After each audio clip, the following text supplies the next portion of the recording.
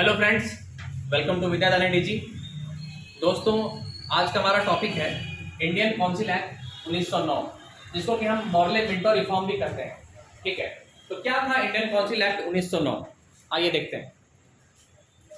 दरअसल जब Indian council act 1892 हो गया, उसके बाद ये एक्ट आया। क्योंकि ये एक्ट जो है इंपॉर्टेंट इसीलिए है, इसको मॉर्ले मिंटो रिफॉर्म पहले क्यों कहते हैं? देखिए, मॉर्ले जो थे वो वायसराय थे भारत के, और मिंटो जो थे वो सेक्रेटरी थे, यानी कि कैबिनेट मिनिस्टर थे।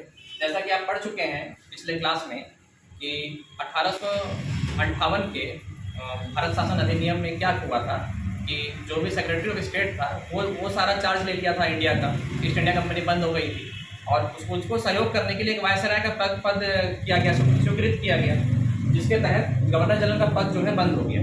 तो उसके बाद पहले वायसराय जो भारत के हुए लॉर्ड कैनिंग हुए। तो ये 1909 में मॉर्ले मिंटो में पूछेगा मॉर्ले कौन थे, तो मॉर्ले भारत के वायसराय थे। ठीक है, वायसराय थे। और मिंटो जो थे ये सेक्रेटरी ऑफ स्टेट थे। ठीक है, यानी भारत मामले के मंत्री थे मिंटो, यानी कि कैबिनेट मिनिस्टर थे। ठीक, अब इसमें क्या क्या चेंजिंग आया तो आप वन बाय वन देखिए। सबसे पहले तो ये मॉर्ले मिंटो रिफॉर्म जो है क्यों आया? मॉर्ले मिंटो रिफॉर्म आने के पीछे रीजन था 1906 में जब इंग्लैंड में आम चुनाव हुआ, साधारण चुनाव जो हुआ, उसमें इंग्लैंड की लिबरल पार्टी जीत करके आई। ठीक है, और 1906 में ही ऑल इंडिया मुस्लिम लीग का भी गठन हुआ। अब आप पूछेंगे कि ऑल इंडिया मुस्लिम लीग और लिबरल पार्टी का यहाँ पे क्या रिलेशन है, मैं ऐसा क्यों बोल रहा हूँ? तो रिलेशन ये है कि जब मुस्लिम लीग का गठन हुआ तो मुस्लिम लीग ने अपने लिए खुद के लिए स्पेशल एक अलग से इलेक्ट्रेट की मांग। ठीक है, स्पेशल इलेक्ट्रेट मतलब अलग एक टाइप से कहिए कि मतदाता वाला चीज। अब क्या है वो स्पेशल इलेक्ट्रेट कहते हैं? वैसे इलेक्ट्रेट को मान लीजिए किसी जगह पे 10 लोग रहते हैं, 10 लोग में 6 लोग मुस्लिम हैं और 4 लोग गैर मुस्लिम हैं। तो स्पेशल इलेक्ट्रेट का मतलब हुआ कि खड़ा तो कोई एक मुस्लिम ही होगा चुनाव में 10 में से, क्योंकि मुस्लिम के लिए वो सीट जो है रिजर्व हो गया। वोट देने का राइट भी सिर्फ मुस्लिम को ही होगा, यानी कि जो गैर मुस्लिम है वो वोट नहीं दे सकते। तो कहीं ना कहीं सबका ये मताधिकार छीनने का प्रयास किया गया। तो इसकी मांग इन लोगों ने की, मुस्लिम लीग ने। इसके अलावा मुस्लिम लीग ने एक और क्या मांग की कि वायसराय की जो एग्जीक्यूटिव काउंसिल है इसमें कम से कम 2 इंडियंस हों। 6 लोग हैं ना, इसमें कम से कम 2 इंडियंस हों और 2 में से एक एटलीस्ट मुस्लिम हो। ये मांग की थी मुस्लिम लीग ने। किससे मांग की थी? लिबरल पार्टी से। लिबरल पार्टी जो थी 1906 में जीत के आई थी। ठीक है, इसी लिबरल पार्टी के एक मिनिस्टर थे मिंटो, जो कि सेक्रेटरी ऑफ स्टेट थे, और मॉर्ले जो थे वायसराय थे। तो मॉर्ले मिंटो रिफॉर्म कहा जाता है इसको। ठीक है, अब क्या हुआ इसमें और क्या क्या चेंजेज आएगा आप देख लीजिए पहले, फिर देखते हैं इसमें और क्या क्या चेंजेज आया। इसमें और चेंजेज आया, आप इसके पहले वाला क्लास में पढ़े थे। 1861 में 6 से 12 मेंबर थे एडिशनल मेंबर।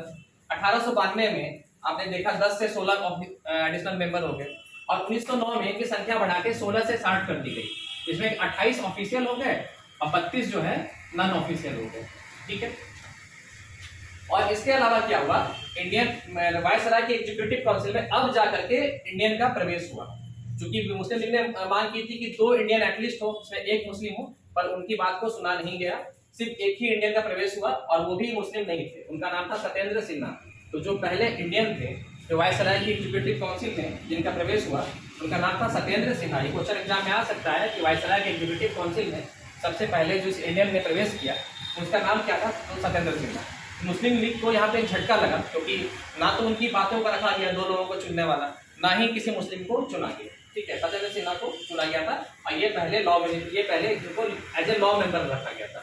जैसा कि आप जान चुके हैं कि 6 लोग थे, होम हो गया, डिफेंस हो गया, लॉ हो गया, रेवेन्यू हो गया, पब्लिक वर्क हो गया, फिनांस हो गया। ठीक है, तो ये एज ए लॉ मेंबर इसमें ऐड हुए थे 1906 में। ठीक है, 6 का ये प्रोसेस आगे बढ़ के 1909 में हुआ। इसी को हम इंडियन काउंसिल एक्ट 1909 कहते हैं और मॉर्ले मिंटो रिफॉर्म करते हैं। ठीक है, इसमें क्या हुआ, इसमें इंडियंस को वायसराय की एग्जीक्यूटिव काउंसिल में प्रवेश करने की अनुमति मिल गई। पहले इंडियन थे सत्येंद्र सिन्हा, और एडिशनल मेंबर की संख्या को बढ़ा करके 16 से 60 कर दिया गया। इसके अलावा मुस्लिम्स के लिए स्पेशल इलेक्ट्रेट की व्यवस्था की गई, स्पेशल इलेक्ट्रेट। ठीक है, स्पेशल इलेक्ट्रेट का मतलब क्या होता है कि खड़े भी मुस्लिम ही होंगे, वोट भी मुस्लिम ही देंगे।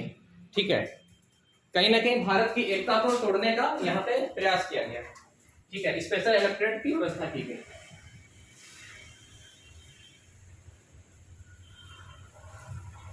अब मान लीजिए किसी जगह की आबादी 100 है, 100 में अगर वहाँ की 60 आबादी मुस्लिम है, तो खड़ा भी 60 में से एक मुस्लिम ही होगा और वोट भी जो बचा है 60 मुस्लिम वही डालेगा, 40 जो गैर मुस्लिम है वो वोट नहीं दे पाएंगे।